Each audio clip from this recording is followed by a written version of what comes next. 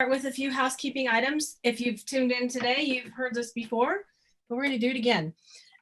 So just a few things throughout the conference. If you're tuning into one session, please don't jump in and out between sessions. Now with Greg, Daniel, we only have the one session today, but if you're tuning in tomorrow, please try not to jump in and out of the different classes. We're trying to be respectful of our teachers and stuff. So please be respectful with that.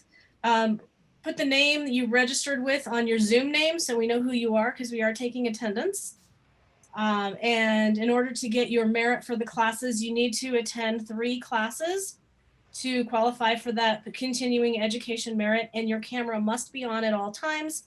Unless, of course, you are going to the bathroom, please don't leave it on and turn off your microphone. We have a survey that we're asking a couple different things. We have we're asking everybody to update their information. We'll post a thing in the chat where you can click on that link and make sure your information is updated so that we can get in touch with you. And then also a question about that really quick. Yeah. Will that be also echoed on the PPC website too? Because sometimes I don't get it in the chat fast enough. That the links for the survey. Yeah, we'll put that on there. All right, great. Thank you. That's it. And then there will also be a survey going on in the chat about the classes and about the conference this whole weekend. So please fill that out. Let us know how we're doing. If we can do better, we don't know unless you tell us. A couple other things too is we are always looking for volunteers. We are a volunteer-based organization, and we can't do this without you. And so we need your input on what we're doing good, what we're not doing good. And if you can help us in any way, we want this to be all about the community and everybody getting together and doing a little bit. If you can only do an hour, that's cool. We can totally find something for you to do. So please, you know, anything you can do to help us out. And then I think with that, we are done with that. So I'd like to introduce our PPA president, Greg. It is president, right? Yes. Okay. Now that I said that, sorry, I've had some wine. It's been a long day. Well, that's what we should have. We should have done that. Water. I'm telling you, there's some wine over here. So we have PPA president Greg Daniel and his wife Lisa, correct? Yes. Joining us tonight. So I'm gonna kick back and let you take it over. All right. Very good. Well, thanks for having me. I sure wish we were actually there and being able to see everybody, because you know I'm pretty much a hugger, so I like to. But you don't want him there, right? Yeah, you now don't want. Yeah, you hugger. don't. Yeah, you don't want me there right now because of that. But I'm just missing everybody, missing the face-to-face activity as I know everyone else is. And these Zooms are pretty cool, though. We've done quite a few of these, and what a great way to be able to educate and share and kind of do life together right now. So we really appreciate everybody doing their part to keep safe and keep everyone else healthy and keep yourself and your family healthy. And we appreciate that. So this is kind of a little bit of a boutique kind of presentation. So just feel free to chime in and ask questions along the way so we can chat. So it's not just Lisa and I just talking or talking back and forth to each other. I brought her in here because I said, I need somebody to talk to actually when we do these presentations. So I have a question though. Do they need to ask the question to somebody? They're going to try to work it out. They're going to, okay. I think they're going to ask, are you going to ask them to ask their question in the chat? Yeah, so I put in there to ask the question in the chat, and then we will stop you at a point and have them ask the question or we'll ask it for them. Okay. Yeah, guys, we can take this anywhere you really want to go. You know, we can just carve it out. I've got a lot of different subtopics in here we can talk about, and but predominantly I was going to share with you, you know, kind of the glue that holds us together during this period of time, which we haven't even talked about. We've just been talking about what that was recently and said, you know, this is something we should probably share, and how we're thriving actually during this period of time. And we keep hearing, you know, really difficult times folks are having. And we just wanted to share with you a little bit of the marketing aspects that we've been going through that really has helped us through this really difficult period. Does that sound like a pretty good plan to run through? Yeah. Everybody good with Okay. that? All right. So let's get started here. Or not. Or not, or not. There we go. All right, so like she just said, president of the PPA this year, and a lot of people ask me, did you draw the short straw? No, I did not draw the short straw. This is really something that I think I was trained for. I have a little bit of a background in, or quite a bit of a 28 years. 28-year background in building space shuttles. And so I was on the management team, executive management team, and so there's a lot of training involved and a lot of bad situations that we ran into that we had to deal with. And so I kind of feel like I was probably the right pick for this particular time period to lead us through this really, really challenging period. So anyway, let me just share a few things about PPA. One is that we have a really incredible planned virtual event for imaging coming up. And we've got that reduced rate still that you can jump in and enjoy it. And so we're really excited about putting on this program. Lisa and I are going to be traveling up to Atlanta here shortly, and we're going to be doing some of the prep work behind the scenes and some of the studio work ahead of time, which we're pretty excited about. We're really putting on it's going to be a great convention. And I cannot stress to you enough, if you get a chance to drop a note to, or send an email or a text or something to anybody who is on staff at PPA, if you just email them and say, we've heard that you guys are working incredibly hard because they had to figure out what the convention would look like, and then they had to turn around and make it a virtual convention, which you guys all know what that's like. But they have spent an enormous amount of hours, and then to say that those volunteers that are on the board have done the same thing. So as a bystander, I can witness that these folks, all of them, have just poured their heart and soul into trying to make this a great, great show. One thing I always like to mention is that little thing from Winston Churchill about mentorship, and that we make a living by what we get, but we make a life by what we give. And I just want to thank everybody out there that gives back, not just to our associations, but to each other, sharing and mentoring and bouncing things off of each other, and also sharing and mentoring and helping people in your community. Volunteering in your communities to philanthropic work, things like that. I know we do quite a bit of giving back to our community with philanthropic work. We do things for the YMCA. We do things for our medical industry, just giving back. And I just really think that's a very wonderful thing that we can all do. Talk about giving back. This is our group of, I wouldn't call them misfits, but, but it's our board of directors for Professional Photographers of America. This was like the last time we all got together as a group, and we had no idea the year that was getting ready to come in front of us. It's kind of interesting. That's probably the most distant imagery of people that are, if you were to go back and look at the history of all the board photographs, this is one where we spaced everybody apart, because I'm a wall portrait photographer and I wanted folks really spaced apart and have that really feeling of the environment and have a really relaxed kind of look to it. And who knew that social distancing would come into fashion, and that portrait kind of stands for that. But yeah, none of that was happening at the time. We had no idea. So this was at our last convention at IUSA. I just wanted to share with you some images that you probably would never see and never really know that your headquarters, your PPA headquarters, looks like this. It's amazing what we've done to this facility. It's in downtown Atlanta. It's up in Peachtree Tower, and it's on the 22nd floor, 22nd, 23rd floor. And so I just wanted to share with you some of the environment up there. It's very Google-esque. We changed everything around and did a complete rework of the facility. And these are really, really great areas to work in for staff and for meetings. If you're on committees, you might have experienced this already. But just a wonderful knowing that you are part of an association that has this type of footprint, this type of presence at headquarters is great. I want to give a shout out to White House. I think they sponsored some of the programs, at least here this week for you guys, which is great. I really love White House. They're very giving. Yeah, very giving. Talk about giving back. They love to give back, Mike and his wife and White House itself. And they're a family-owned business, which is really kind of cool. So I wanted to talk some about strategic visioning.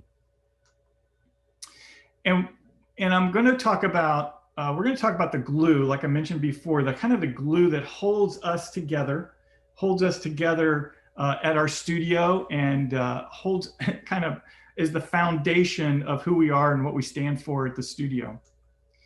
And then also I wanted to talk about choosing to thrive, and that it is a choice. I mean, we feel like it is a choice, instead of getting like your paradigm in such a way where you think I can only do this or do one thing. Choosing to thrive can break open your mind and get you to think about and see things in a whole different way. So I wanted to chat a little bit about that. I think that's going to be the most critical portion of this. I'm going to leave it more towards the end, but you wanted to share a little bit about that yet? Well, I was just going to say that every single problem that exists, we have two ways to look at it, a positive and a negative. And I am kind of, well, not kind of, I have been referred to at our house as polypositive. I look at everything in a positive way.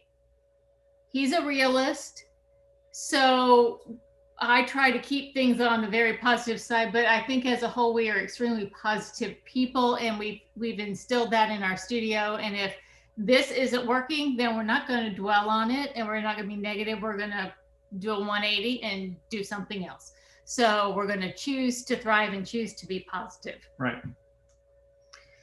Okay, and Susan, you asked a little bit about, wanted me to share about where we came from, what type of business we have, what type of business model. So I think I'd like to share some of that with everyone so they kind of know who we are and what we do and what we're about. And so our business model stems all around personally designing this art for our clients' beautiful homes. So we take each space, and they're pretty much, each one of our sessions are commissioned, and they commission us to come in and create a piece for a particular area, a spot for their home. And so that's what we're known for. That's the brand that we've built and that we've designed to build. Kind of starts off with designing the actual product itself during the consultation.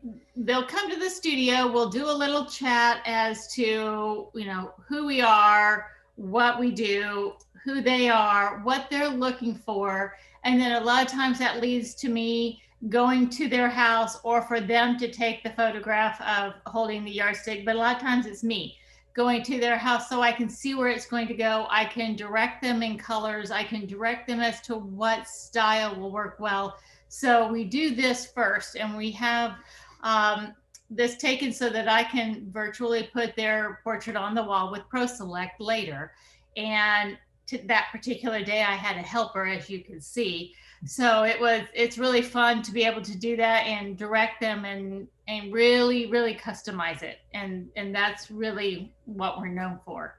And so what she's doing for me from a photographer standpoint is she, in an artist standpoint, is if you could think of an artist in a blank canvas, she's helping me create all of the palette, the color palette, having all the colors in place, knowing what time of day that I'm going to be doing it, where am I going to be doing it, if is it going to be, you know, horizontal, is it going to be vertical, how big is the space that we're going to be, you know, creating this imagery for, and the mood that she wants set in this particular thing. Right. And so just so you guys know a little bit about us, Greg is the portrait artist. He does all the artwork digitally, as well as all the artwork that he does on the images, the painting himself. I am the one that takes care of all the people. So I am at every single meeting we have with them. Greg is at one, maybe two.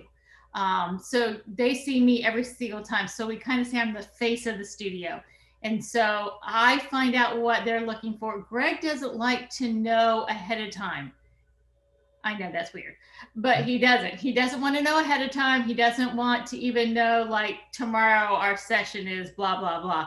He wants me to tell him, like, in the morning, this is what we've got going on. So he doesn't like to be put in a box, and he starts to get himself in, well, I'm going to have to do this and do this and do this. He does a much better job on the spot. So that's my job then, is to do all the planning. Yeah, I'm pretty much half and half, a left brain, right brain kind of person. And that organized individual seems to take over a little bit too much and puts myself in a creative box when I have a lot of time to think about what I'm getting ready to do. Yeah. So I'd much prefer I'm much better having a full toolbox that I take care of getting ready. Right. And all my skills are in this toolbox. And then she has the palette lined up for me. And I walk in and I'm able to, because of the vast toolbox that we have and her pre-planning, I can create something at a much higher creativity level for me personally. Yes. Than if I were to think about it too far ahead of time. That's just how he works. Yeah. So then the day of the session, when we're actually creating the piece, so we're going to just walk through with this family here, that same family. That was the little girl that you saw in there that was coloring and helping Lisa through the thing. So this is the time of day that we would, we want to create an experience. Is there a question? We're good. Okay. We're good. Okay. And for those of you who don't know, we live in Florida, and our one studio is 3 blocks from the beach, and our other studio is 15 minutes. So just so you know, this is a time to really have a great experience with them. And this is where I'm going to be able to connect with them and talk to them, and then get them to interact amongst each other and try to capture this piece that's in my head that I'm able to do based on the elements that are out there and based on the interaction with them. And so this was the piece that we created that day for them, for the wall, for that space that it goes in. I output it to Giclée after I've done all of the digital work in Corel. So everything's painted all the way down to the eyelash, and then I output it on a Canon printer on Giclée and Canvas, and then I do all of the acrylics on top of it, and all the highlighting embellishment work on top of it with water mixable oils. This is kind of the image that we had just taken, and this is looks like I'm doing some gel work or acrylic work on it at this point, giving it some raised areas and 3-dimensional kind of feel to it. I think this is might be a little clip of varnishing. The last phase would be to varnish it, to get all of the oils and the acrylics to blend and have the same sheen that would go over top.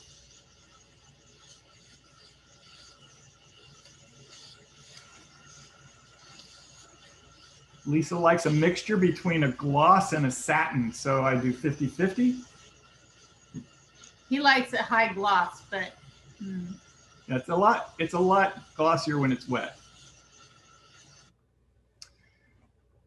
And then I personally, Lisa and I both, we finish up with the installation in these homes, and like we installed one today. Mm-hmm. So we'll go in and make this an incredible experience for them. And we'll bring champagne and toast and all kinds of great stuff. So we make it an event when we actually do the installation. He also signs it in front of them with a very, very soft, what number is it? I don't know what the number is. A very soft pencil, because if it's not super soft, you're going to have your name in reverse on the other side, and that's not good. So with real softly, he will sign his name in front of them, and they're like, oh, wow. Even though it's signed on the other side, it's just part of the theater and part of the magic. And so this is me actually hanging it. Actually hanging, you're checking the level right there. Right. And I always wear white gloves. There's the little girl's crayons. She's coloring us a picture. She's coloring us pictures at the same time. And there it is, finished. So that is what we do on a regular basis. That's what we're known for. That's who we are. And so I get asked a lot, how did this come about? How did this business model come about? Well, when we started, so this is our 42nd year in business. I started the company when I was 19 years old, and I also started working at the Space Center when I was 19 years old. And so we built both at the same time. We built them up going at the same time. And that's kind of how the model went, where Lisa met with them mostly, and I was the artist coming in and out of the picture. So at that time, he didn't even come into the studio till 4:30 p.m. So myself and another person on staff, we did all of the production. We did everything until he got there at 4:30, and 5 o'clock was his first session, and bada bing, let's go. So we would just tell him what we're doing, and off we would go. As time has changed and he is no longer at the Space Center and all the digital and all the artwork has evolved, you could never have made that type of model work. Well, you not with me doing all of the work, because I do everything. I do all the production. Most everything is created at the studio. You do the printing, you do the everything. Except for albums and press printed products, and we offer a medal, which White House does those 3 products for us. Right. Everything else. Sorry. Go ahead. We have a couple questions, so whenever you're ready. I'm ready. Okay. So Susan wants to know, how long is the process of that whole thing you just showed us? Okay, so I'm assuming the process is she's asking from the time we get together for the consultation to the time that it's hanging on the wall. I tell them from the time we do the consultation till the time we do the session, that could be anywhere from 3 or 4 days to a year from now. So that is very dependent upon when their family's in town, what have you. But from the time that they place their order until the time that it is hanging on their house, I say plan for about 3 months. Now, we can do it a whole lot faster. Yeah, but and it depends on if they choose a handcrafted made frame, like from Hussar.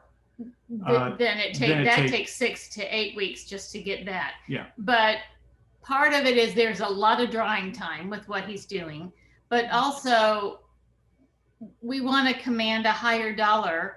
And if we get it to them within a couple of days, the magic's gone. So it's a good 3 months for us to do that, but we make sure it's done right. So yeah, and some clients take a lot of nurturing. Like I would say that client that we installed today was. Well, we did the session June 11th. Yeah. And we just hung it today, but we had to hold her hand all the way through and she couldn't make a decision. And so, you get all that, but you also get somebody who says, I have a party in 2 months. Can you make it happen? We're going to try. Yeah. We'll do our very best. And our clients that we work with are really committed and in the process and really committed to get this piece created for them. So they're part of the design process.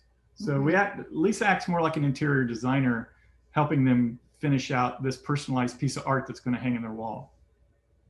And so folks, I started off being a wedding photographer, and I actually started off doing multiple listings photographs, all the houses that went for sale, and we did bunny specials and dance specials, birthday specials. We did everything, soccer teams and weddings. And so we transitioned from all of that other stuff to weddings, to high-end weddings in the early 80s.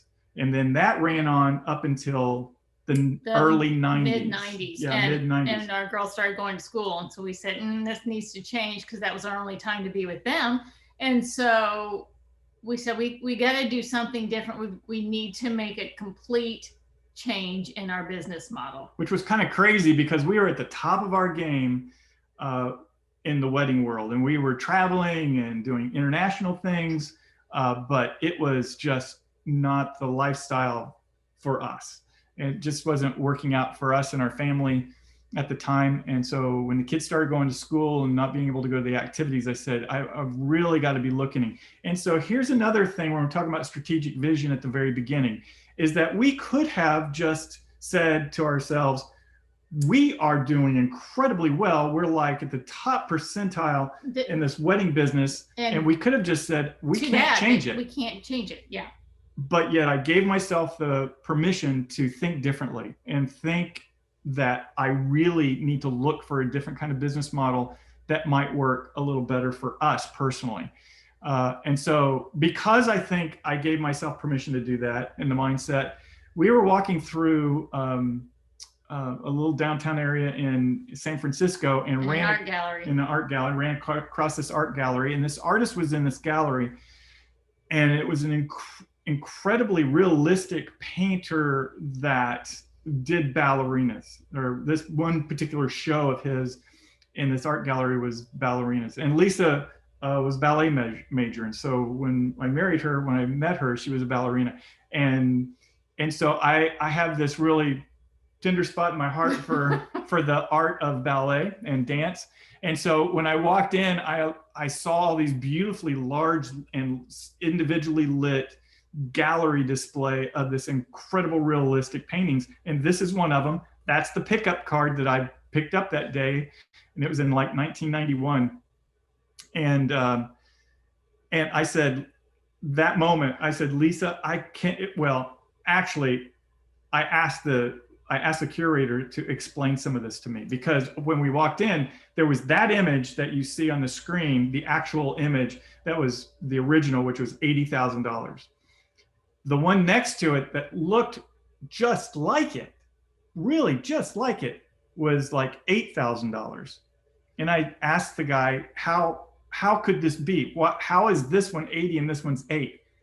And so he went through this explanation of, he said, there's this new thing called Photoshop that's out, and in the art world, we're able to scan. Yeah, that's a long time ago. Yeah, scan this in to Photoshop, and now it's in the digital world, and they're able to inlay the inks into canvas, and then the artist is able to put acrylics and oils and embellish the top of it, and then sign their name. And so this is called an embellished reproduction.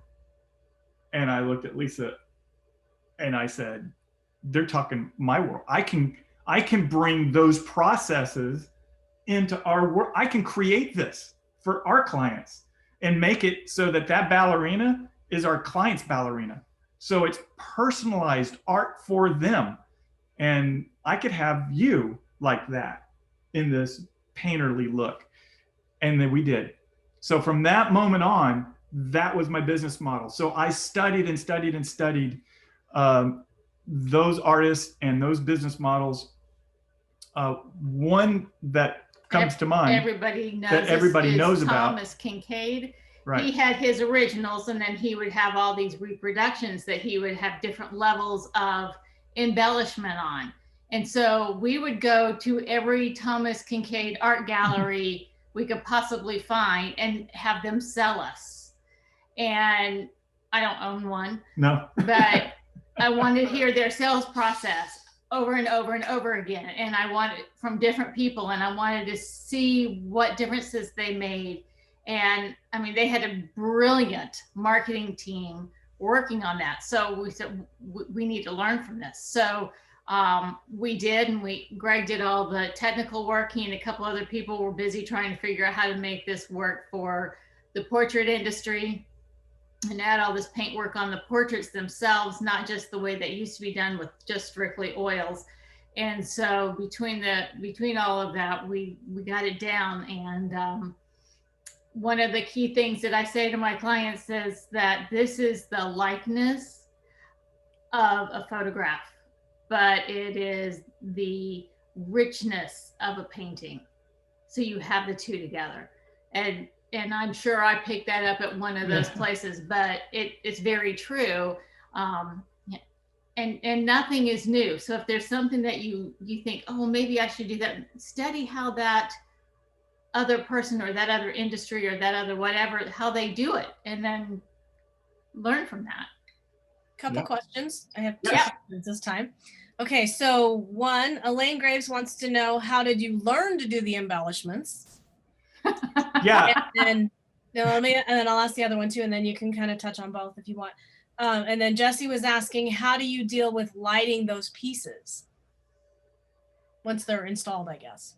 Well, I can tell you how we learned. Trial and error, and trial and error, and then you talk to any artist he could find. Yeah. If someone paints with oils, he would say, explain to me how I can do this. And so he talked to anybody he could get a hold of. Go ahead. Yeah, and then in the digital world, that was at the time when we were so blessed that in my world, that technology started coming out. But at the very beginning, I was still in film doing this. So we would scan the film into Photoshop, which took forever to scan that negative into Photoshop, but I could get it in there, and then I could start doing some manipulation in Photoshop. But it wasn't that long after that particular event that, thank goodness, that Corel Painter came out with a program. And Corel Painter, so when they came out with it, nobody knew really how to make the thing work hardly. And so we just tinkered with it and tinkered with it and tinkered with it until we, creating our own brushes and trying to figure out how. We didn't. Other people did. Folks like William Branson, I don't know if you've heard of him. There was a few of us that were after the same kind of, in a little different manner, they came about it in a different way. But we kind of hit this thing at the same time, it seemed like. And so fortunately, we became friends, and we were able to, collaborate and try to figure out how to get this thing to work and how to turn it into a great business model. Yeah. So it was trial and error, and then talking to lots of artists. Now, see, there's no secret about this, guys. The embellished reproduction process is in the art community. They're the ones that actually did the pioneer work on it. And if you go into any gallery, it's full of embellished reproductions. And embellishments range from an artist just maybe putting a swipe on it, just one color swipe, and that's the embellished reproduction that the artist added to it, to actually almost repainting it from start to finish with the oils and the acrylics. So there's really no actual rule on how this thing goes, but you do what you feel comfortable with. And I think the best place to learn on the embellishment world is from another artist, maybe even a local artist or several different artists. Like you also need to know the wet dry thing. Yeah. Whatever that is. Yeah. You can't put oil on top of a.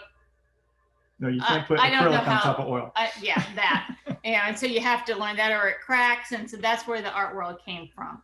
So how do you light these? How do we light these in our studio? Is we have halogen spots on them. And we suggest to our clients, if it's at all possible, to do that. And a lot of them hire electricians to come out and put a spot to where it can be pointing at the piece. It makes a huge And we show difference. it to them in the gallery that way too. So we show them it lit. If you had been to in the past, any kind of Thomas Kincaid or some other gallery, there's other galleries out there that do the same thing. They'll show you how the imagery lights up as you turn the light on or down or up or whatever. And it does make a difference. Lighting does make a difference. And normally when they see it for the first time, I think I have a clip or so in here. When they see it for the first time, often it's on my easel and it's lit. And it's just lit with a halogen spot in a pan, in a painter's pan that's sitting up next to me that is shining on the piece. And so they can see when I turn on and off the light on the pan, they can see the difference between just available light and that beautiful halogen spotlight that pops on it. Is there another question? We get them? Okay. So I'm just going to go through a couple of the images. If you Google them, might want to put it on safe search because he doesn't always, not everyone's always clothed on his. Like not everyone's a ballerina. Not everyone's a ballerina. But here's a few of the images from his collection, his ballet collection, his dancer collection. And I just want you to get a feel of the imagery and the light and the feeling of it and the mood, how he works with shadows and highlights. communication.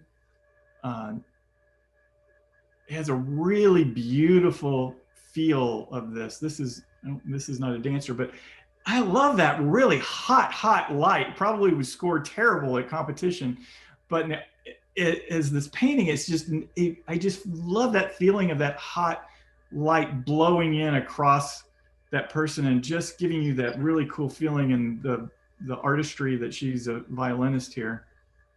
These are some of my images. So you might see a little bit of the influence from this artist on my work. At least you're hoping so. Yeah, I hope so. So these are just a few of the pieces. I have a couple of artist projects and we're going to go into them a little bit later on in the program. These are coming from my dancer artist project. And that dancer artist project runs underneath basically it's ongoing. It's ongoing. It's ongoing since the time that I started this.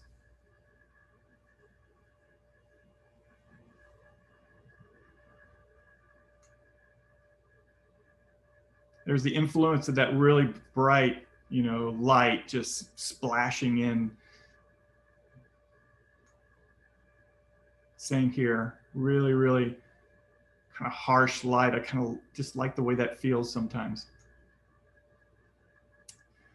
All right, let's talk about the glue for a moment. I'm going to switch gears on you. Are there any questions on that last piece? Because that was really, when Susan said, I want to hear about you and your business model and that sort of thing, I put that in real quick to make sure I had that in there. Any questions on that piece of it before we shift gears? I don't think so. I think we're good, but thank you. I appreciate it. Okay. All right. So the foundation of the glue that holds us all together is love. Love in every way. I think our studio. Okay. Yeah. I was gonna say, what are we talking about? The nation. Yeah. Let's all hold hands. Sing. No, I mean, it truly is what holds our studio together and has from the beginning, is that we operate with our clients and with each other and with our employees, which we don't call employees really. They're just our partners with us. And currently we have one. Yeah. And her name is Pat, and we call her our air traffic controller. And she's been with us for how long? 2 years. Yeah, 20 years. And Frankie before her was with us over 20 years. Yeah. So, and we've had a few other artists along the way when I worked at the Space Center that would do some artwork for us, and when they would help in production. But it was all based around love, and so we approach everything from a foundation of caring, genuinely caring for each other and our clients. And so everything operates, everything I'm going to talk about, the pillars I'm going to talk about are standing on the foundation of love. Those don't look like pillars. Well, that's a mountain of love. That's what that is. Oh, okay. This is the first time I've seen this. So yeah. Another little quick disclosure is Greg spends hours and hours and hours and hours preparing these. Yeah. And then I walked in from the kitchen and sat down and said, sure, I'll do this with you. So yeah. So let's talk about one of the pillars is flexibility. So time out. Yeah. We sat down with our staff one day and we said, write down the word you think means the most to you, that describes to you the studio, our working environment. Did we just do one word or did we each do 3 or 4? I can't remember. It doesn't really matter how you do it. We boiled it down to 4. Yeah. So write down what, I think we each did like 4 or 5. What does the studio, what would you say our foundation is? And so these are words that came from myself, from Greg, and from Pat. Mm-hmm. And these are written on everybody's desk. And this is truly how we feel the studio falls. Yeah. And so flexibility is the first pillar or the first word that sits on top of this thing called love. And flexibility, explain a little bit of flexibility. Well, from years and years ago when our girls were young, I would go into the studio when they went down for their afternoon nap. So I would go in at 12:30. So I was home all day. That was my flexibility. When they were back in school, starting in school, then I would work during the day, and then we worked in the evening because that's when Greg came home. However, on Mondays and Thursdays were my days off so that I could pick them up from school. And if there was a field trip or whatever, I was super flexible. I could do whatever I needed to do as far as a mom. Now, I don't really need any of that. But Pat, who is the same age as we are, her husband does some traveling and she wants to go with him when he does some of that traveling. Her flexibility is, yeah, as long as you can get done what you need to get done, go. So she may work 2 days one week and 5 days the next week, and just as long as she's able, and she knows what she's got to get done. And so we are very, very flexible. Or maybe right now during the COVID thing, because we have a new grandbaby and we want to see her on a daily basis, but we don't get to see her that often, but want to see her constantly. Pat comes in at 7:30, 7 o'clock in the morning, works till about noon, and then we go in and stay and work till later in the evening. So we're very flexible with our schedules. Yeah, I mean, she's the one that came up with the word flexibility. Pat is. Yeah, Pat is. Yeah. Pat was like, this is the most flexible group that she's ever worked with or worked for, and that, you know, she was working before that. She worked at a bank, and then she worked. She was the principal at a school, and so she was very structured. And she says to her, the money matters, but what matters more is being able to be flexible. Yeah, so. and underneath that was, listen, it was family first. We always said this to our employees and to each other: family first. Whatever happens, if there's something going on with your family and you need to take off, you need to do something else, family comes first. And that's flexibility. So the love is the family portion of it, and then flexibility is that pillar.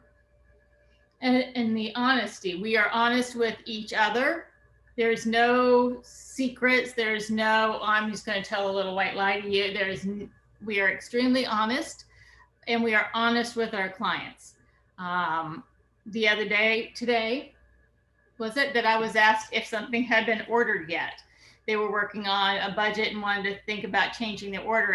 And my initial thought was, oh, I want to say, yes, it's been ordered because I don't want them to cancel it. But I thought, that's not right. That's not honest. So honesty is, no, it hasn't been ordered. So if you need to make changes, you can make changes. And I think that people truly value that they feel that, you know, we are who we say we are, and that being honest, it matters, and they value that. Yeah, and both of these that we just are talking about, flexibility, honesty, love, it's not something for us that's compartmentalized. No, it's not like we're honest at the studio. We're honest with each other. We're honest with our children. We're honest with our friends. We're honest with, you know, everything that it's just the way we approach things. So it's part of our value structure that we're honest. And it's interesting, you know, Pat pointed this out too. I mean, I think a lot of this came from Pat, which was kind of cool, that she believes that we're this way, and we are this way, right? And we are this way with our clients. I mean, we're honest. Very much so. The other, which I talked about is family. Incredibly important. She knows it, and our clients know it. It comes out as we talk to them. Nothing's really canned when we talk. We do have, you know, processes that we take them through, but as we're in the process, we are underlying that whole process with these pillars and with that foundation of love. And so during it, it's not just like a script we would run through. We're really, really concerned about the family in every one of our clients' situations. Yes, their families. And so, I mean, a consultation could take quite some time. And then also the danger in this, although, by the way, the danger in this, which is not really danger, is that we become very attached to our clients and they become attached to us, which loyalty is a side effect from all of this.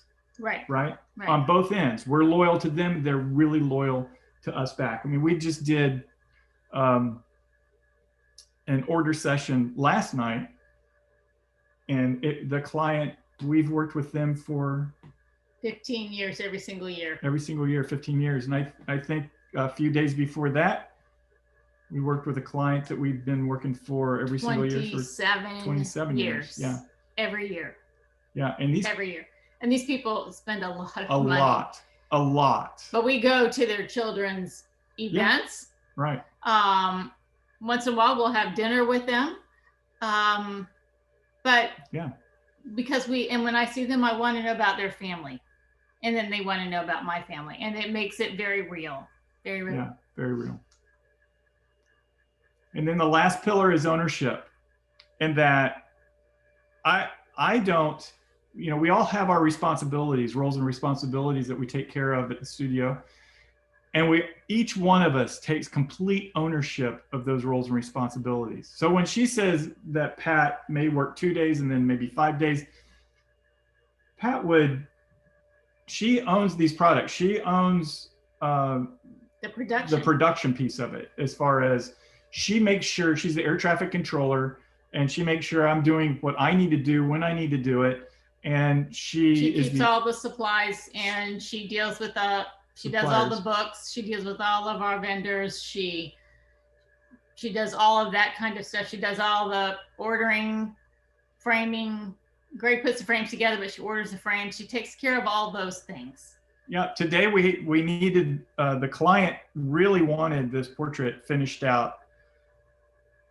This is the one that was going on and on and on, and they're having a party right now as we speak. They're having a big party at their home, and they wanted it to hang at their home today. And they asked us like a week ago to finish it out, and we were struggling getting a frame from them, getting them to choose a frame. And so they ended up choosing a floating frame, and we have a supplier in Orlando, which is an hour away. And Pat went this morning at 7:30. At 7:30 this morning on her own to go get that frame and bring it here on a day that she wasn't going to work at all. So, I mean, she took complete ownership on this. We don't even have to ask. She knows what our needs are, and she makes sure. And so each one of us takes complete ownership. And I think because we're on this foundation, and because we have these other pillars, this comes easy. Mm-hmm. And I think it's important that if you have staff, that you give your staff the ability to have ownership of something. And sometimes she'll say, Greg, do you want me to order X or Y? And he said, that's your job, Pat, you decide. And so that she feels like she's responsible for that, and she's made the decisions. And he said, that's for you. If it's something that really matters, as far as, do you want this kind of canvas or this kind of canvas, that's different. But do you want this chair, or do you want this chair to sit in while you're working? Get what you want. So mm-hmm. we think it's very, very important to have ownership in your work and what you do. Okay, so any questions on that section of it?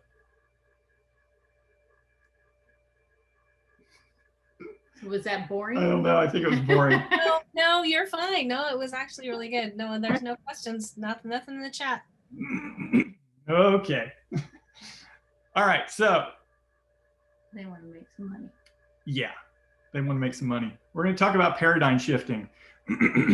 So this is, choosing to thrive instead of just survive section.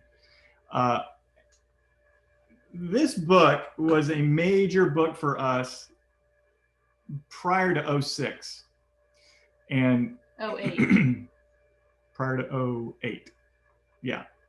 So fortunately, we read quite a few business books along the way throughout the years. Lisa, whenever we go to an airport, Lisa would grab a business book and hand it to me and go, here, I think you'll like reading this. And so I would read it. And there's always these little nuggets, that you find in these business books. Maybe not everything applies, but it's really cool to read these things. And then maybe you'll find little tiny nuggets. The very first book I recall that really impacted our studio. I probably wouldn't have a studio if I hadn't read The Theory of 21 that was an incredible book, The Theory of 21. And the whole theory of it on 21 is that have the ability to accept 20 no's if you really want something, because the 21st time might be your yes. So it's the theory of 21. And so when we were starting our business, I bought a building downtown. It was an old house, and it was going to take a good bit of money to renovate it, to turn it into the studio. And everyone told me, just sell it, sell it, sell it. And at that time, we didn't have any money. I mean, we just were married. We were like 25. Yeah, we were just married and didn't have a lot of money, and no bank was going to give us, we didn't have any assets. No bank was going to give us a loan for a photography business. It was just, they weren't going to do it. And I went at bank after bank after bank, and it was degrading. And finally, after a lot of banks, after reading that book, I kept telling everybody, no, this is my dream. I'm going to do it. And I found a community bank that had seen a thing in the newspaper where I had won an award. And they said, was that you in the paper just the other day? Yes, it was. And so they took a chance on me. And it took probably 10 or 11 no's to get to that one yes. Yeah, at least. So it was a great book. This book right here was a great book, because this book really summarizes, if you are not, back then, marketing was shifting in such a crazy way, in such a different way, that we had been doing marketing the same way. And they were saying, this book was saying, guys, listen, if you're still doing marketing like you used to, it's like waiting for your cat to bark. It's not going to happen. The marketing, you need to change the whole concept of marketing and how you market. And so just that permission in my brain to give me permission to change the way that I saw marketing and how we did business, put us in an incredibly great position moving forward from when we found this book, and then really helped us through the recession, and we thrived through the recession. And then it's really helped us through this difficult period of time as well. Wouldn't you say? Yeah. Yeah. So are you interested in some of the changes? No, they're not. We're going to tell you what we changed just because we're going to tell you. Okay. So we went into a concept of trigger marketing. And let me just explain a little bit of what that was. Is that, just in a nutshell, back when I was working at the Space Center, there was this problem we were having on communication.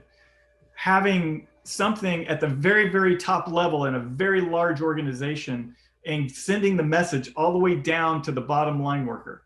And that to get that message all the way down to the floor, it was really difficult to get that message in a coherent way, and an efficient way, in an effective way. It took a long time, and then the message was always messed up at the end.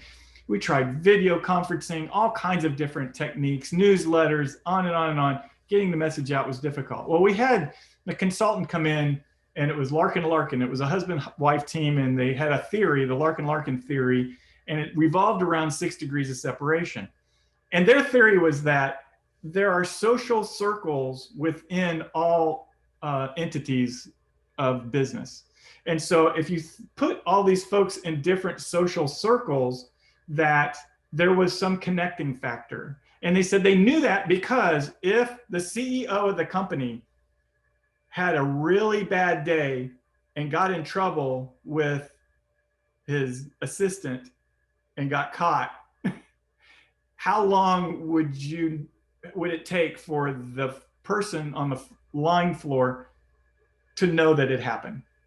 It'd be like a fire, right? They'd know within the end of the day exactly what happened and exactly the trouble that person got into, and probably details, right? And they go, there's a communication network amongst the entire organization that makes that happen.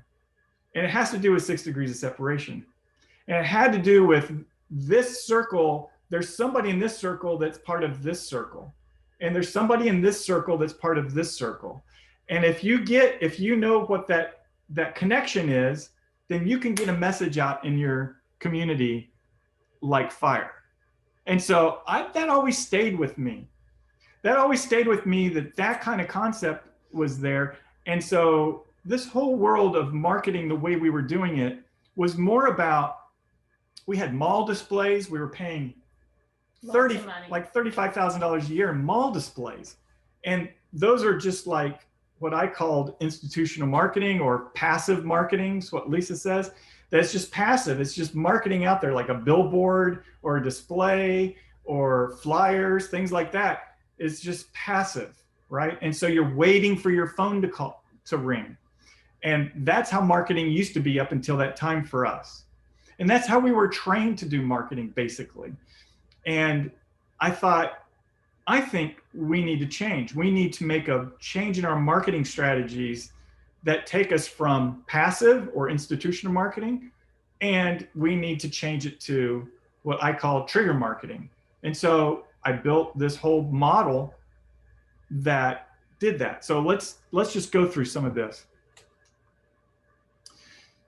So this was just, it's just a little thing that what you're told isn't necessarily really the truth. And I mean, I was trained so many ways to do marketing in a certain way that you had to do it this way, you had to do it this way, you had to do it this way. And and it was like eating watermelon, and I was told that if I swallowed the seeds, that the seeds would grow, right? They'd grow watermelon trees. And so that's just a wives' tale. It doesn't really happen. So this was what I was always told, is that you try to identify first your target, right? And so your target, it was supposed to be like that cool cat, right? The cool cat that had all the money, right? So you just go find somebody that had money, and you'd find out where they hung out or what they had. So let's say they drive a Mercedes. So that's who you want. You want all those cool cats that own Mercedes, right? This is how I was taught, is that you want these cool cats that own Mercedes, and that's where you need to focus your attention. You can go give all those Mercedes cool cats a gift. A gift certificate. Yeah, which is a gift. It is a gift. Right? Yes. So you give them a session, you give them a gift, maybe a small image, and there you go. You're going to have more business than you know what to do with. Has anybody else heard that? Yeah?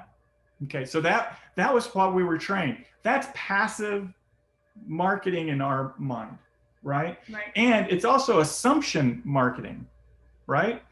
So you're just assuming that everybody who has a Mercedes is a rich, cool cat, and you're assuming that they want a Gregory Daniel portrait. That's the assumption. Is that I looking back is like, how can I wrap my head around that? That everyone, I'm telling myself that I bet everyone that owns a Mercedes wants a Gregory Daniel portrait.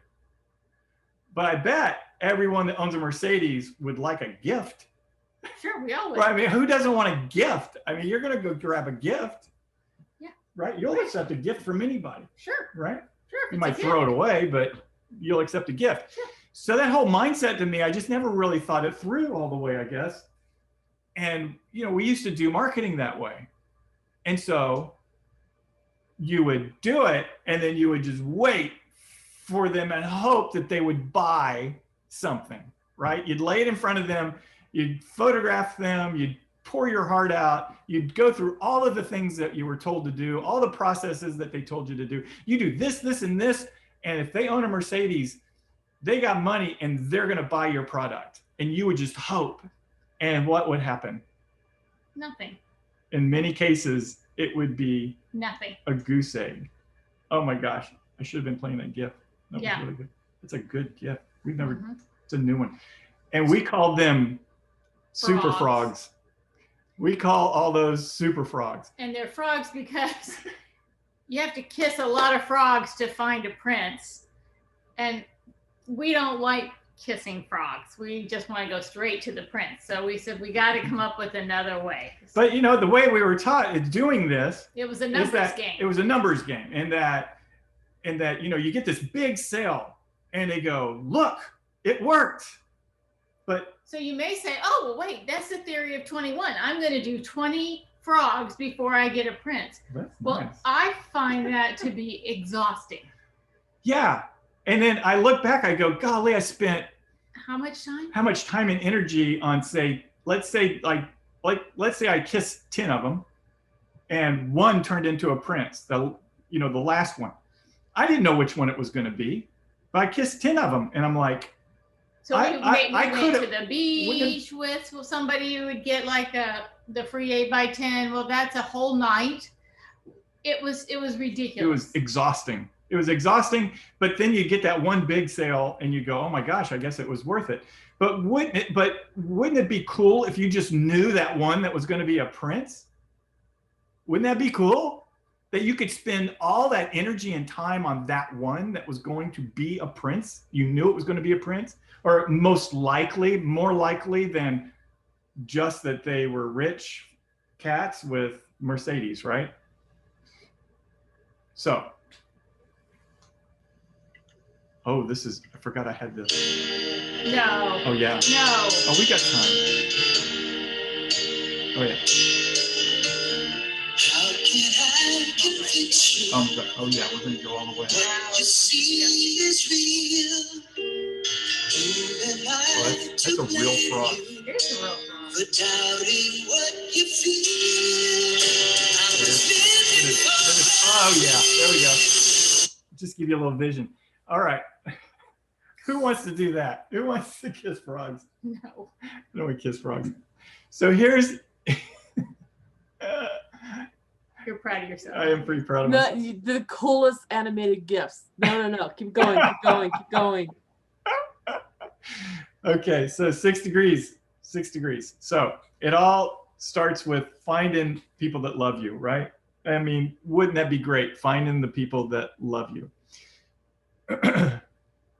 So let's put all this together and see if we can come up with something. The people that love you, target people that own Mercedes, gifts and frogs, all together. That's what was happening.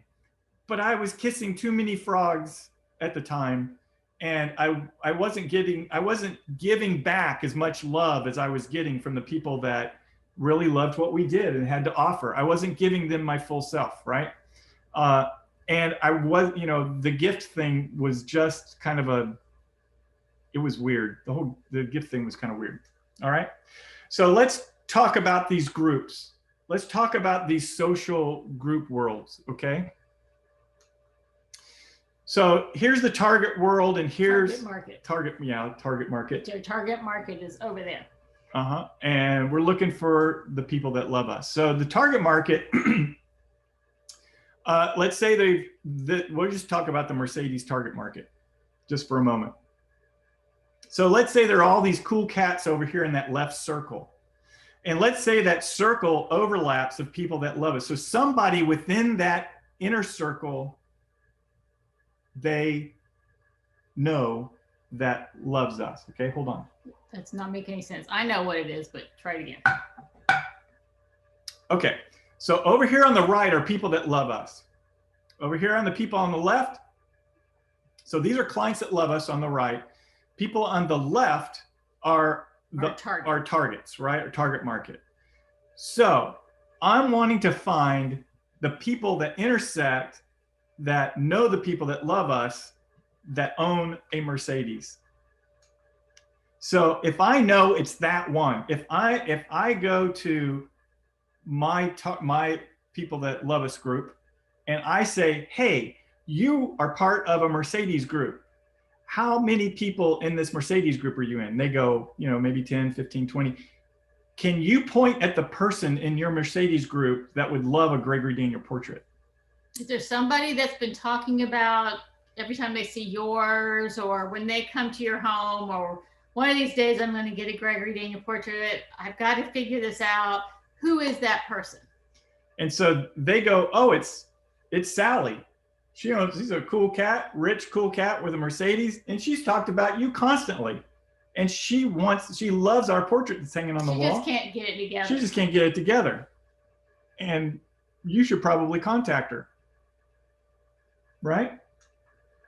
Actually, there's 5 of them over here in this group. Wouldn't you rather just work with those 5 people if you knew who they were? If you could connect with those 5 people? If you spent all of your energy in the marketing world trying to connect these people together and trying to, wouldn't it be better to give them a gift? Wouldn't it be better to hand them a gift and say, hey, would you like to work with us? And they go, I've been thinking about you. I would love to work with you. I've been wanting a Gregory Daniel portrait for years. Well, let's go. Let's do it. Let me create a piece for you. Does that resonate at all, guys? It's a whole different world. Spending all your energy in this world is much better than that world of giving gifts to all of those people that turn out to be frogs to find those 5 people. You would have found them doing it the other way. The other way works. You found those 5 people. But I would prefer to do it that way and just work with those 5 people. Okay, so how do we do that? 6 degrees. Okay. This is kind of a love chart, all right? So foundation, the first thing you really have to have is your brand together, right? I mean, it doesn't matter if you have 1 client or no clients, you've got to get the branding down. At least I felt like I did. And that's why I shared with you our brand, what it was like. We created that brand the day that we walked in that gallery. I created that brand. I knew who I wanted to be and what our brand was going to be. And so we've worked on, and we work on every day, that brand. We're constantly tweaking, constantly making it better. Better and better and better. And so that's our foundation. That's the rock that we're on, is the branding. That's got to be in place, right? And so if that's not in place, you're going to confuse your audience, right? So for example, McDonald's, Olive Garden, fine French restaurant. You got to pick a lane. You got to be, McDonald's can't have a maitre d' at the front door. It's going to confuse everybody, right? And the fine French restaurant can't have plastic chairs or plastic forks, right? Or plastic tables. They can't confuse people, right? So you got to pick a lane. You got to pick a lane that you're going to go down. And that's just pretty plain and simple about branding. They got to know who you are. And you can't think that you can be outsmart big business models, that you just need to emulate the kind of things that they do. Pick a model that you want to work after in a big business environment and see how they brand, see how they do it, see what they do, what they wear, how they present themselves, the language, all of that. Pick a brand and then try to emulate it and stay in that lane, right? So the next thing is they've got to know who you are.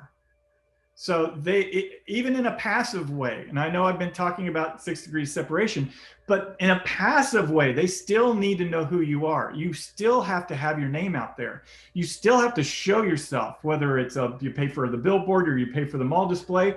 That I'm saying you still need social to do that. Something. It has to be out there, because until they know you, you're not going to be able to trigger them, right? That you still may get phone calls. We still have to screen the frogs, and we handle frogs a certain way, and that's for another day. But we have a way to identify them when they call, to realize, did they just come in on a passive, or did they come in because Sally, the rich cat with the Mercedes, are they the rich one of those 5, right? Are they one of the 5? We can tell just by talking to them whether they're one of the 5, because our marketing model is set up this way. And so if they just called in a passive, then we need to find out, are you going to turn into a commissioned portrait session, or are you just looking for commodity? And if you're looking for commodity, you didn't come to us because of our brand. You came to us because we were photographers, maybe in the phone book, right? So I need to know that, so that we can educate them and then also work with them over here and limit my frog kissing. So it's like in the studio on a particular day, and I can stack them up. And if they turn into something great, that's fine. And we're going to give them a great experience. But there's a difference between them commissioning us to create an art piece, personalized piece of art for their beautiful home, than there is that they just are needing something. A couple 8x10s. Yeah, right. Okay. But you still got to have that out there, guys.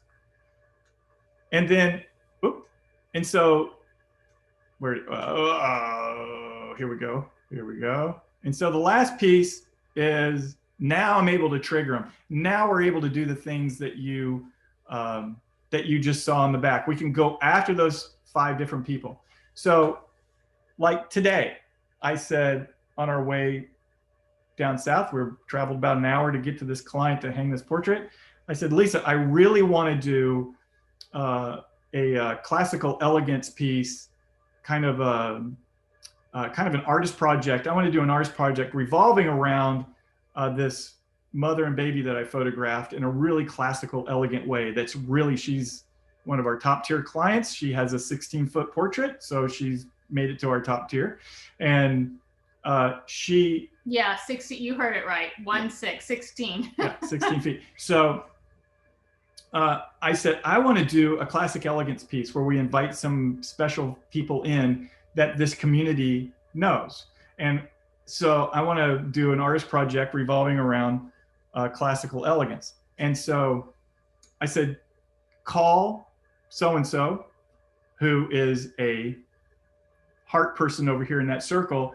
I said, get us 2 people in so that we can work with them as part of the beginning of this project, so that we can then market trigger these other people that are in that same circle. So what he asked me to do is to find someone who loves us, who we've worked for before. So I did.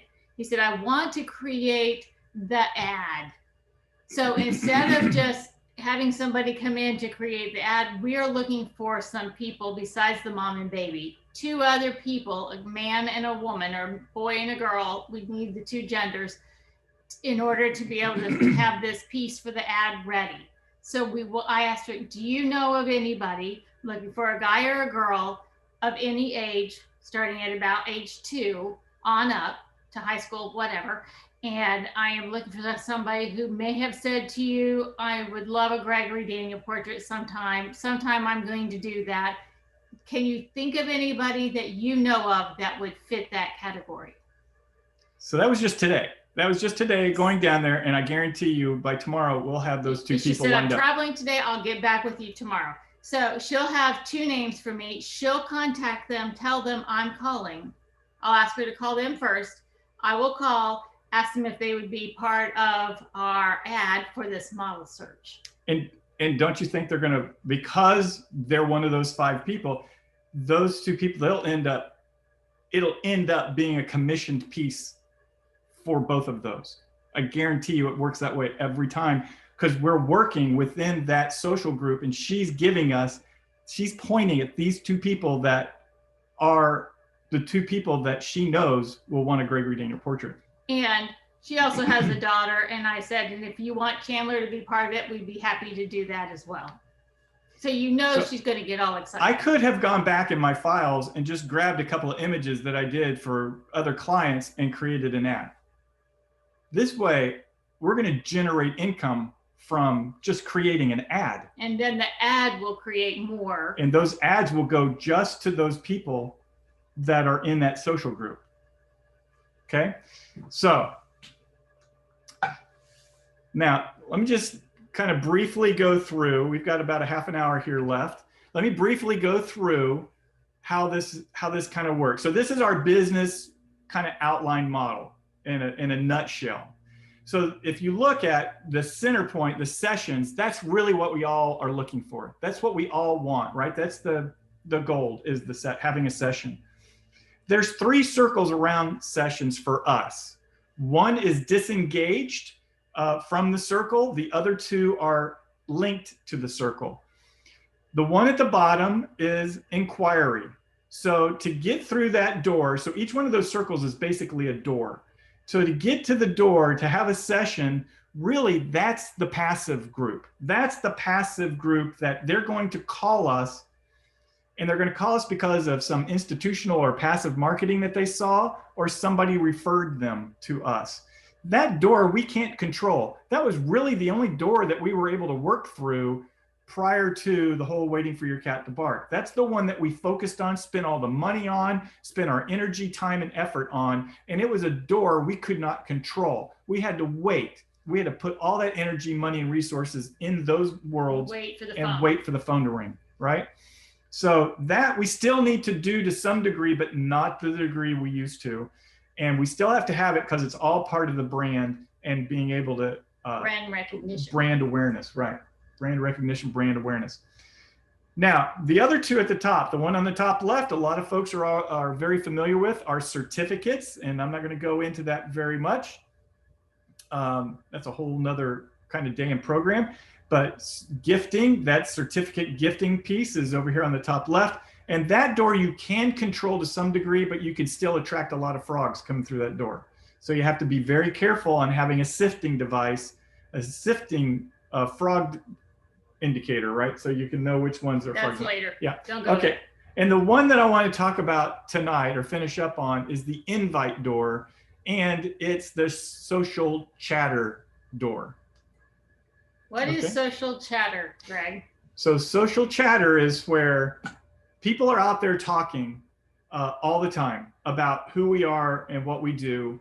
And I just want to get into that social chatter, and I want to find the people that are talking about us and sneezing everywhere and telling, hey, this Gregory this, because I guarantee you tonight at that event, there's a lot of social chatter going on about a Gregory Daniel portrait that's sitting, it's brand new in their home. It's as soon as you walk in the door, you look to the left and it's a 55-inch family portrait that they just did. And it took them a significant time and investment. You bet, and it's got a light on it. You bet people are going to talk about it. They're going to want to talk about it. It's going to be social chatter tonight. So that's going to be a world of great ground for us to be able, if we were a fly on the wall, to be able to find those people that are those hearts, potential hearts, and work with them on an artist project and invite them in and do things with us. I'm going to talk a couple of artist projects here, and then we're going to focus in on one of them that's been recent. This one was this is the one I've been talking about, which is the Dancer Project. If you went onto our website and looked at underneath artist projects, you would see several of them that are ongoing right now. And whenever I see somebody on Facebook, whenever I see something talk to a client and they said, oh, their daughter's in ballet or whatever, I will stop and say, you know, Greg is always looking for dancers to be part of his artist project. And we would love to be able to create a really beautiful piece of your daughter. Or maybe I'll send a message that I saw Susie had a recital last week. Would you be interested in being part of our artist project? We would love to work with her. That kind of thing. And that's how you're triggering these people to come in, from the social chatter that you see on social media. So let me talk in just a second about this artist project thing. This artist project thing is a lot for me. It's really kind of weird. This goes against some of the current marketing experts that are out there talking about you have to focus only on the client, right? And only which is what we do. Which is what we do, but we focus on the right client that fits our project and fits our need. But the artist project focuses on Greg. It does. It's kind of weird. It's a selfish thing that I'm able to on an artist project say, I'm doing this because of this reason. And it needs to be a reason that means a lot to you personally. And it's got to be deep inside of you to want to do this artist project. It can't come across as just a marketing scheme. It's got to be honest. It's got to be honest, right? We talked about those pillars, guys. And that's what keeps this into play with us, because some folks have gone out to try to do some of this and they asked me, how come this didn't work? Well, it really wasn't something you were going about it as a marketing scheme, right? it's got to be something inherent inside of you that you want to do that actually goes along with a group of people that is, you know, not too narrow banded. Like if I just wanted to do an artist project on people that whittled pipes, I mean, that would be kind of hard, right? Because there's not just, you're really narrowing the band of the capable people. Even a dancer project is pretty narrow, right? But it needs to be something very much in your heart. As you realize through this program, you know how much this project means to me. Okay. Let's get through a few of these. Greg, quick question. Yes. Do you offer your dancers any kind of print, or do you give them anything for participating? We do. I tell them now, of course, we're not going to charge you our session fee, which is if it's in the studio is $250. So that's a given for sure. And then I will give you a gift certificate of $100 if you would like to do something, but you don't have to. You certainly don't have to. It's just up to you. They always do. They always do. And so, when they come in, when they say, this is what we're looking for, I am looking for classical costuming, or I am looking for chiffon skirts. And because I was a dancer, I know what I'm asking for. And so they will bring what I ask, not what the mama wants them to wear. And I will say, Greg is looking for this, and Greg is looking for that, so that he can get exactly what he wants. And I will also tell them that part of this artist project, he does what our clients ask of him happily. And he loves doing what our clients commission us to do, whether it's going to the beach, to a park, to their home, to whatever, and creating something that is of them. But once in a while, as an artist, he needs to do something for him. And so that's what part of this is the artist project is, it helps feed his creativity and helps feed his soul. And because I was a dancer, that's special to him. So he loved, and one of our daughters was a dancer. So he loves being able to work with them. So that's where this is coming from. And then they always say, well, yes, I would love to be, my daughter would love to. Oh, we're honored you thought of us. So it's and so guys, it's very real. Just think about this. What we offer them at the beginning is nothing. I mean, $250 and then $100. It's $350 total, basically, that they're getting to do this. They don't even blink. We're dealing with those 5 hearts, right? We're not dealing with frogs, so we're dealing with those 5 hearts. It is not uncommon at all for those hearts, for these sessions, to be high 5-figure sums. I mean, very high. So these go, the averages on these are unbelievable. And you go, how can you get these kind of averages? And you're just talking about $250 for this and $100 for this, because that's not what they came in for. They're coming in because they're participating in this project, on this artist project. Yes, we do say, I don't even know if if they ask, you know, well, are we getting something? Oh, they usually say, no, is there something, or they'll say, are we required to buy something? Absolutely not. They're not required to buy anything. If you so choose, that would be great. But absolutely not, you're not. You're doing this for Greg. If you so would like to have something, that's great, but that's up to you. But our brand, guys, our brand now is well known. We've in our community for a long time. And we're known for these, you know, well-designed pieces in these homes. And so they see a chance to be able to own one of these. And we're just giving them that opportunity to do it and participate and be part of it and get something that is a win-win all the way around. I hope that makes a little bit of sense.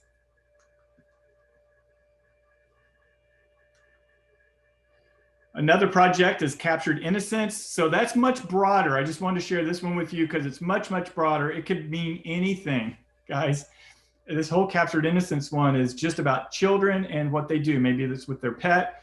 Maybe it's they have a motorcycle. Maybe they have a horse. Maybe they have Maybe they love to read. Maybe they love to, yeah, love to read. Right. Just whatever. Maybe they play a violin. You see that, strikes your fancy and you go, oh, I would love to do that. That would fit in our Captured Innocence. It would. So let me contact them and see if they want to do that. That's what this one was. Yep. This was, we were at a wedding of one of our clients, and some of her friends were there with their daughter, and she was wearing this dress, twirling around, and Grace said, Molly, I would love to photograph her on the beach in that dress, because she was out there, at the wedding twirling and carrying on. And they said, sure, we would love that. Then we created this. There's a large piece in their home. They've got several books. It was a great order, and you had a ball. I had a blast. Yeah. Same thing. These are all generated. These were all generated from that. This is really narrow band, which is our debutantes. I don't know if you have debutantes up there, but we have debutantes in the South, and it's just a very narrow band. We're going to be doing a whole series of them on Sunday if a hurricane doesn't come around. So this is just a whole series on that. That's the girl you called today. Yes. Her mother. Yeah. All right. So often, if they're a collector like these folks are, then if we know that we've created a piece that's going to go in a particular spot ahead of time for them for this artist project. So you got to remember, guys, we're talking, most folks come in commissioned work. They come in and commission us to do those pieces, those big pieces you see on their wall. These artist projects can turn into a commission piece for that, or they can turn into where I'm doing the project and I finish out. They've never seen any of the images at all. I'll just finish it out completely if I know that I know that I know. And they have the means to do it. Yeah, and they're collectors. These people are. And you wouldn't mind keeping the portrait if it ends up. Yeah, but it never ends up that way. Then they'll come in and see it done, finished on my easel. And so they were coming in for their order appointment that day to take a look at them, and I said, "Come back here first. I've got something to show you." Where we did it? Come on around. I don't know if you can hear it. It'll help. I didn't know you were going to cover it. Oh, wow. That is beautiful. Absolutely gorgeous. Isn't that pretty? That is gorgeous. I can't believe that's my You can touch it. You can feel it. Really? You always wear your gloves when you touch your painting. Well, I love this pink in here. It's just beautiful. It's all the oils and acrylics that are on it. Oh my gosh, and that smile, you just captured her. It's hanging in their house. Yeah, they go, can we buy it? yeah, you can buy it. Okay, this is a project an artist project that we did during COVID. Yeah. I was just sitting on the couch watching one of these Netflix specials, and it was called The B-Side. This individual, her photography isn't particularly amazing, but what she did was amazing, with this Polaroid camera. I don't know if anybody has seen this, but this Polaroid camera is a ginormous Polaroid camera. And I watched it and I'm like, oh, this is phenomenal. The experience that these people were in, they were in the process with this, and it revolved around the experience of being photographed with this camera. And I was looking at that going, oh my gosh, right next to it was a retired 5x7 view camera that I used to do Polaroid transfers back in the 90s. I would do, a client would come in and a special client would be commissioned to come in and do a Polaroid transfer where I just, do the whole process in front of them with a Polaroid, but at a much, at a 5x7, much smaller thing. And I thought, oh my gosh, that camera, I want to do a project that has to do with this 5x7 view camera that I have. Let me just show you a little bit of the preview on this. These are mistakes. The client chooses one and the other one is a Regent. I call the B-side. This is probably better than the one they did take. Why didn't the family want it? I wonder. When did you know the film was just no longer going to be available? I tried to deny it. All of a sudden, these cameras, they're artifacts like ashtrays, and they threw away the most wonderful things. If you're a photographer, always nailing down what's the now, it doesn't matter how much you try, the now is racing beyond you. In my life, I've worked hard not to be down. I don't like to take pictures of people who are sad. I have this idea that it's my role in the universe to make people feel better. So I got super excited about that. And I thought, oh my gosh, I want to do film again. I used to do all my own processing and printing and worked with film. And I thought, oh my gosh, I want to go back to my roots. That's how I started this whole career, was as a 12-year-old in a darkroom in junior high school with film, processing film. I mean, that was my love. And I'm going to do a modern vintage process product. I'm going to create a product that has the fusion of modern and vintage together and see if that goes anywhere and see if that resonates. Oh my gosh, did that resonate? It did. It's amazing how many people wanted to participate in this project. We just couldn't handle as many as we ended up doing. We had to, because we had a waiting list. Yeah, we had a waiting list. So this was the very first test out of that camera. And in this case, I did use a family member because we didn't know if this film would be any good for this 4x5 view camera. So we called our daughter, said, would you come over here? It's our oldest daughter, Ashley Brooke, and Ryan, and they posed for us, and we did this. And so I thought, I still got it. We can do it. We can make this thing work, and I'm going to be pretty excited about it. What came right after this is I said, Lisa, I want to do something different. I only want to do, I couldn't use this as advertisement because I said, I only want to photograph one person at a time. If they've got 4 children and they all want to participate, I'm not going to photograph all 4 in one shot because I'm going to create a product that's exclusive for this project. I'm going to build it just for this project. And if they had 4 children, they would just buy one because they would ask for a photograph of all the children together. If they want this exclusive piece, they'll have to buy 4 of them.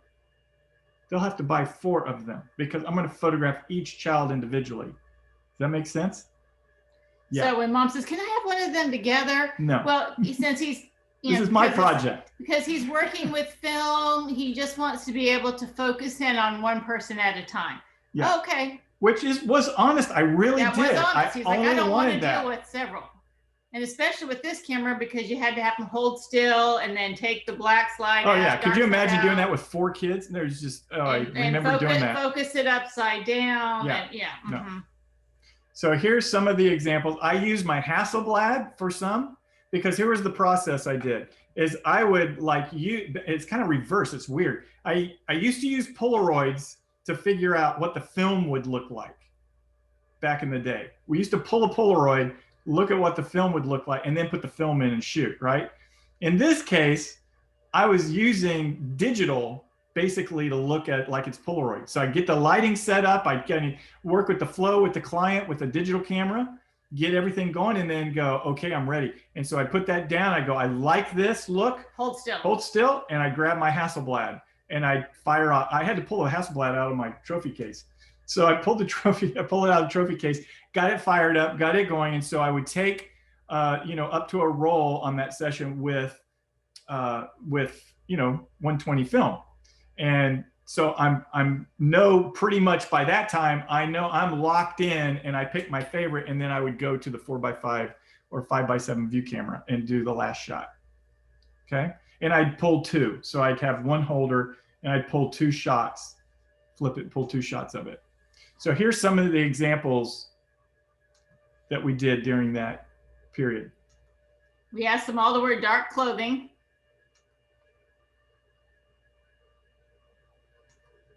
And we kept the film edges.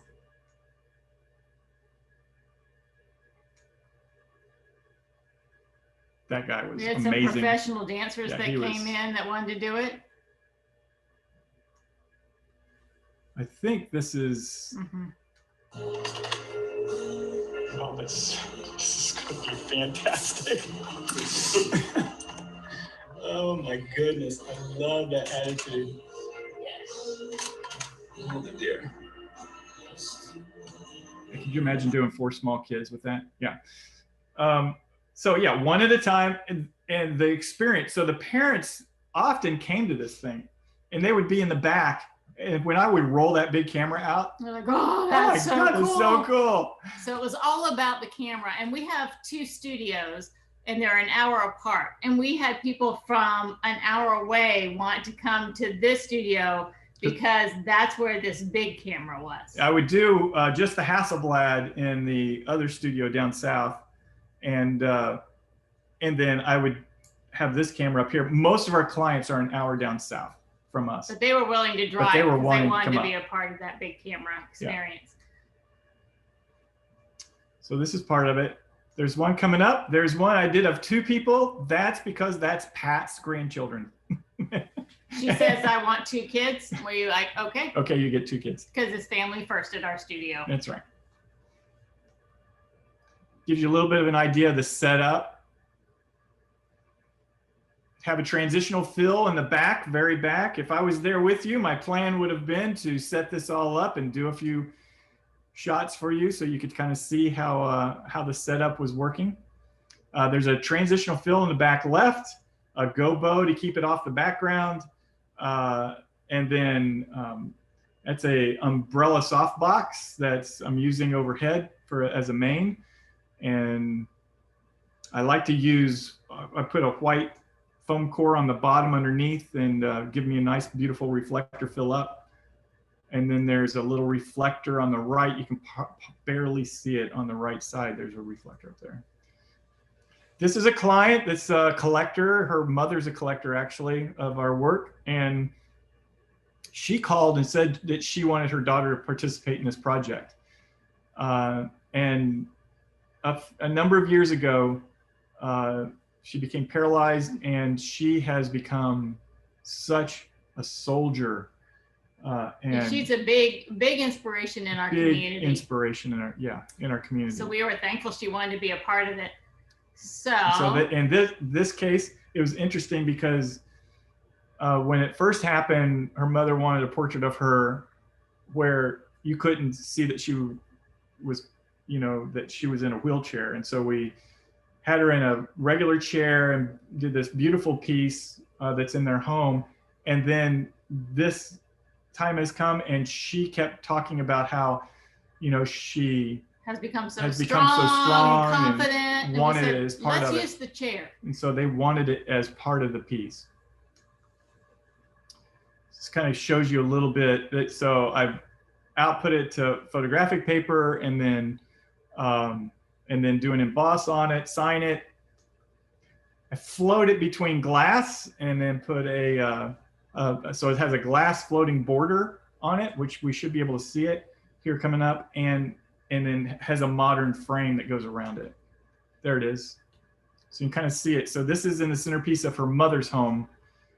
And this is 2 pieces of glass. So whatever color the wall is the background of that. And we call it a modern vintage piece. It's modern and it's in the way it's presented, but yet it's vintage because it's film. And so Greg leaves the film edge on there to show that it's the film.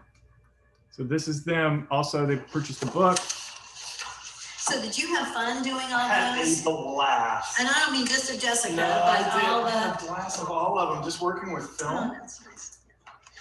Oh, wow. Cool. Oh, yeah, that's great. Yeah, just working with the film project was just such a blast for me. Anyone that comes over is gonna think you're like way too obsessed with me. She said anyone who comes over is gonna think you're way too obsessed with me. Yeah. Kind of look to it. I love that. Oh, I love that. Oh. Yes, and you can thank me for, Yes. for pushing this. Yeah. Because I just think That's what she Lisa is so said. beautiful, and I just think girls in wheelchairs ought to be, you know. Absolutely, they should. Yeah, the power of it, yeah. Yeah, she's just. And that shows. I mean, this really shows. Yeah. I'm glad, you know, like, I mean, when we did all of it, I think because that was pretty soon after my accident. So I think I just wasn't as like comfortable yet, but I'm, yeah. But you I like. So she pointed it out. She was pointing at a really large portrait of her on the other side where she wasn't comfortable at the time when we did it. She wasn't comfortable in her skin at that moment. And this was a celebration of that. And I mean, I get chills today thinking about what we did and the experience that we were able to help share and cultivate with her. So it was a win for them, but it was a win for you. Yeah. Man, yeah. And some of our clients get really excited when we come to the door. But we didn't even ask her to do it. I mean, she actually did that. I can't believe you caught that. Here's how some of the pieces look at the home.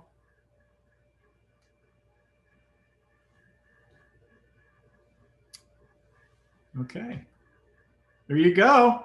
Ask me questions.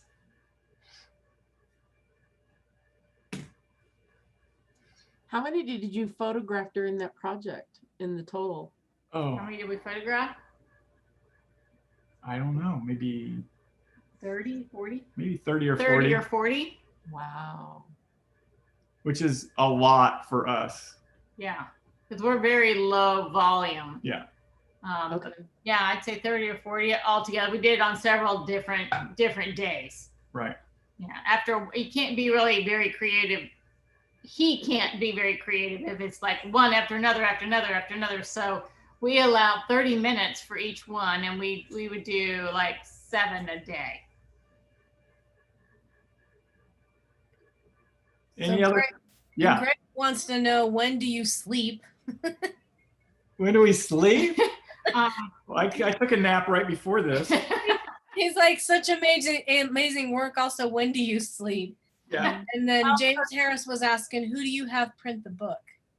Oh, that's White House. They White do a House. great job. And oh my gosh, Pat laughs because when she hits the button to send it, it's like the door, they knock on the door and go, here's your book. It's the turnaround time for these books are like 2 or 3 days. So and they're fast. beautiful. They're beautiful books. Gorgeous. Yeah. And the alligator padded black patent leather. Yeah, is a real popular book amongst kids. And they're not very expensive No. at all. And so the profit margin on those is It's great. phenomenal. Yeah. And the key to that is just to make sure you have a minimum number of different poses so that you could sell a book. What about the frames that you do? I mean, yeah, the glass ones. Who does those? So I normally do all the framing myself. So, but I have. Back up. Okay. We order the frames already put together. Right. He puts the frames on the portraits. So normally he does all that. We just get the frame already joined. So from we have different suppliers. We've had 2 main suppliers that we deal with, 2 main levels. One is Hussar out of Chicago, and those are the handmade frames. And then there's a distributor in Orlando, which is an hour away, and he distributes Larson Jewel, Roma, several other different lines. Yeah. Right. And so we get a lot of them from him, and he is great because he drives an hour once a week and delivers frames to not just us, but to frame companies and what have you. So that's where Pat went this morning, is to his office to pick it up because he had the frame that we needed for the portrait. So I would normally finish install the image into the frame, finish it all out. But I don't do this. I did a mock-up and I said, I can't stand glass. I don't like dealing with glass. I do deal with some glass because we have floating art pieces that are in mat boards that I created back in the 80s. And so I've done that for so long that I'm okay with that glass. But when we're talking about floating glass, putting two pieces of glass together and having it in between, I did a mock-up, but I said, Josh, would you just, if I hand you the images when you give us a frame delivery, would you finish these out for us? And he does. But now we're talking about, I'm not dealing with a framer, I'm dealing with a frame distributor. So it's a fraction of the price as if I were to go to a framing company. No, I get it. I get it. Doing this, the floating art pieces like that, in glass, one little teeny speck of dust. Oh, it's just terrible. And you got to start all over. Yeah. So in order to save our sanity at the studio, it was much better to send that out. Okay. Beautiful. Very beautiful. Questions? Any more questions? I can't believe there's no questions. If you want, you can close out your screen and you can see everybody. Oh. Yeah, there you go. Hey. Real people pair. Yeah. We're still here. That was amazing. That was totally amazing. Hopefully it will help you. It's different. I mean, I probably messed your brain up because we look at things so different than most of our peers. I'm gonna stop kissing frogs. I know that. No doubt. Every time you get one, you're going to think about that awful video. That's horrible. Yeah. So no, thank you. That was awesome. I mean, everything. It was just amazing. You're welcome. I wish I would have been able to be there and put on a little demo on how we do it. Especially maybe 2021. Maybe 2021. Yeah, maybe. Yeah, it used to be 2021. Now it's maybe 2020. Maybe. Yeah. Maybe. Yeah. Your ballerinas, how many do you photograph of those? How often do you do those projects? It's kind of it's just a hit and miss. Yeah, it's a hit and miss. I'll get into a spell where I'll wake up one day, I'll say, Lisa, I really want to photograph a ballerina. So I'll find. I think we probably do 5 or 6 a year. Yeah. Okay. Not a ton. That's just constantly going. Whenever I see something someone that might work for that. Something will trigger. I'll maybe watch a movie or something like that, and I'll go, oh my gosh, I missed doing that. I've got an idea. I want to do this. So just like today. I mean, today we were driving. You said, I want to do this artist project. I want to send it out just like we did with the modern vintage. Said, find me some people. So as we were driving, I'm calling. So if you got anything out of this, it would be try to change your paradigm. Try to think differently and think that you can thrive and not just survive, and think that you don't have to be in just the place you're in. You might be happy in the place you're in, but if you're